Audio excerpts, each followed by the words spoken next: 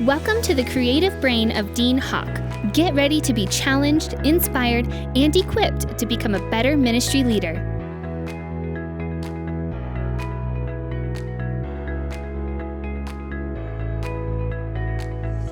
Welcome to the December edition of the Dean Hawk Leadership Podcast. Thanks for joining us. I hope that your December is going well. I know this can always be a busy time of the month. Thank you for stopping in and listening or watching. This month, we're going to be talking about the power of touch. In our post-pandemic world, in the pandemic, we had social distancing. We had people wearing masks. We were not to touch. If you remember, we did the elbow bump in place of handshakes, and people were kind of touch phobia for quite a long season. And I've seen those things linger over. And social distancing has reminded us what a crucial role that physical touch plays in our well-being. And psychologists have actually come up with a term for the feelings of deprivation and abandonment that they are calling skin hunger. That people are wanting that skin-to-skin contact. And research actually validates that touch is truly fundamental to our human communication, to bonding and health. And they have found that through touch, that one of the 12 cranial nerves that's called the vagus nerve, this is those nerves that start in the brain, that the vagus nerve helps slow down the central nervous system and putting your body in more of a resting state, which helps lower the stress hormone cortisol. It can also increase natural killer cells, which can strengthen the immune system, all through the power of touch. And something else happens when you touch another person.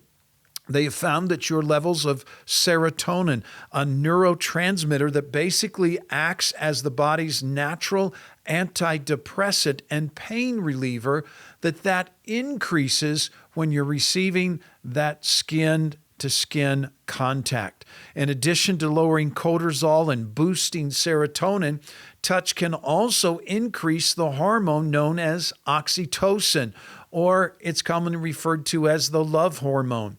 It's the bonding hormone. It has to do with our sense of trust and attachment. And so our culture has become touch phobic, but there is such a powerful scientific proven connection that happens. And then we also know that there is a supernatural connection that takes place when we touch one another. And touch has literally been defined as another language by which to communicate.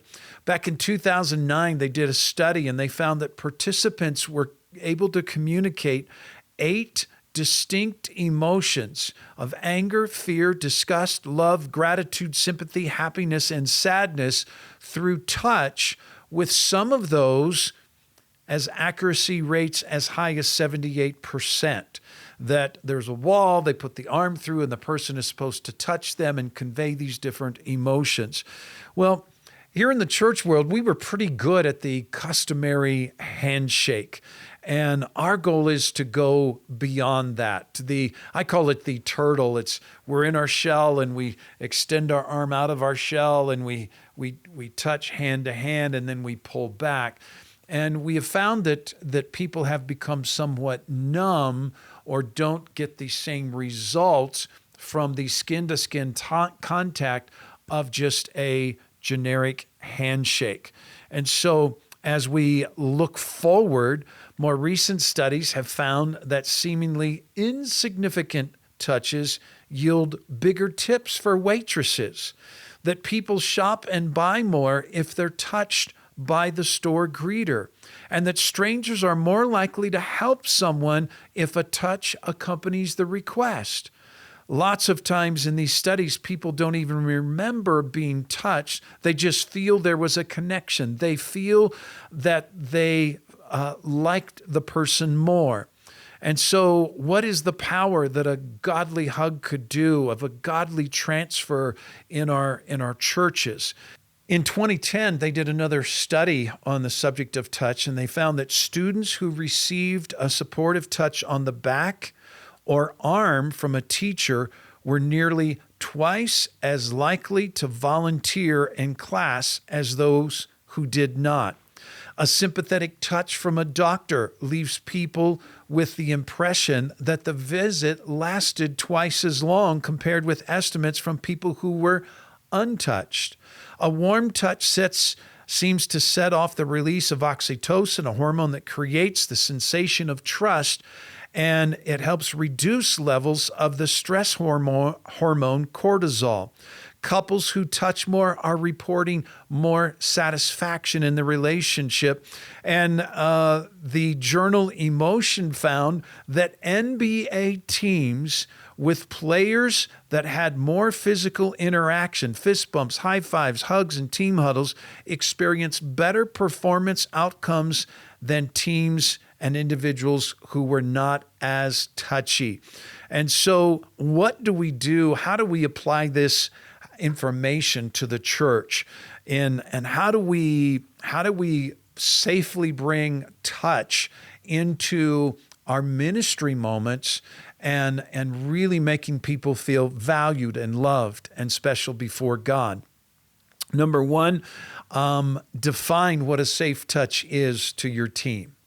In our world and our culture today, we have to be very explicit. What are the safe zones? That a handshake, that we don't just do a handshake, but if you're watching by video, I shake with my right hand and I reach my left hand and I grab your forearm and I squeeze it. I'm going to give an extra touch. I'm going to shake your hand. I'm going to touch your shoulder and pat you on the shoulder. I'm going to go beyond that. I'm going to define what are the safe zones of hands and forearms and shoulders and backs, that it's that touch. It's that gentle touch. When you come up behind somebody and you want to get their attention, you lay your hand on their back and you get their attention. You're creating that moment there. Secondly, create a culture of godly touch by your leadership team. We want our staff to be touching people, and it sounds weird. And if they ever took a voice clip out of that, it could be twisted in our culture. But we want to be a touchy church, a godly touchy church. Can I put it that way? That we are touching people's arms, we're touching their shoulders, we're patting them on the back, we are giving them the encouragement and just building within them to know that they are supported. I'll never forget, it was about a year into the COVID thing, a single older woman came to church. And she came up in tears afterwards to me and she said, "Pastor," she said, "I have not been physically touched or hugged by anyone in over 12 months. Today, I received 9 hugs." She was feeling loved and valuable and set apart there. When you're gathering your pre-service teams and huddles that are going to be serving and ushering, just encourage them. Just that gentle hand on the back, that handshake with the left hand coming in as well to reaffirm that grip, that we're asking our people to touch people so that they feel warm, valued, loved, and as a part of our family. Thirdly, use touch as a ministry connection and a transfer of power. Jesus was the master of a godly touch. And scripturally, we know and recognize that when there is a person-to-person contact, there is a transfer of God's supernatural power. That Jesus said, "We shall lay hands on the sick and we'll see them recover." And so I was having a coffee talk meeting with another gentleman, and he begins to bare his soul, and I can tell he's going through some grief, he's going through some challenges, and he was leaning forward on the table, and I just reached over and I grabbed his forearm with my hand and I said, "I'm here for you. I can tell you're hurting." What was I doing? just reaffirming with a simple touch. In crisis situation, it's not what you can say, but it's what you can do. It's being there and just holding them, hugging them. I'll never forget a major crisis that we went through many, many years ago in the church, and the mother and father were just shipwrecked. And I spent 8 to 10 hours a day at their house, and as much as I could, I would stand behind the dad, and Kim would stand behind or beside the mom. If Kim sat beside the mom, she would just put her hand on her knee. If the dad was sitting, I would just stand behind him and put my hands on his back, just on his shoulders. I just wanted him to feel the support. I just wanted them to know that was there. We see that the parents brought the little children for Jesus to lay hands on them and to bless them. And we see that there is a supernatural release that happens when we touch people. I say to our members this way, and to my leadership team, I say, just as we are physically able to be contagious with a cold or a flu or a sniffle, that we are even greater than that, 1,000 times greater than that, spiritually contagious. And one of the ways we impart the peace of God, the love of God, is through that gentle, godly touch.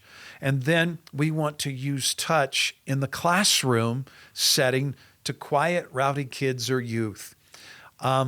That classroom teacher knows that as she walks around the room, or maybe you're teaching that class, or maybe you're teaching that group of kids or children, that if there's someone that's talking, there's someone that's being a little rowdy, you just gently walk through the room as you're sharing, as you're teaching, and you just stop and you place your hand on their shoulder while you continue to talk and teach to everyone else. You don't need to reprimand them. You don't need to correct them.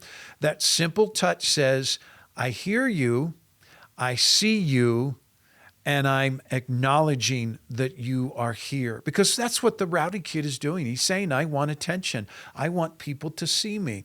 And I'll never forget, as a youth pastor, I loved walking and teaching and being on the floor and teaching with not on the stage, but if some things were happening, I would just walk towards that section of teenagers and teach. And then maybe I'd just stand there and kind of lean on a teenager's shoulder with one hand and just saying, hey, I'm here. And you know what? It captured their attention.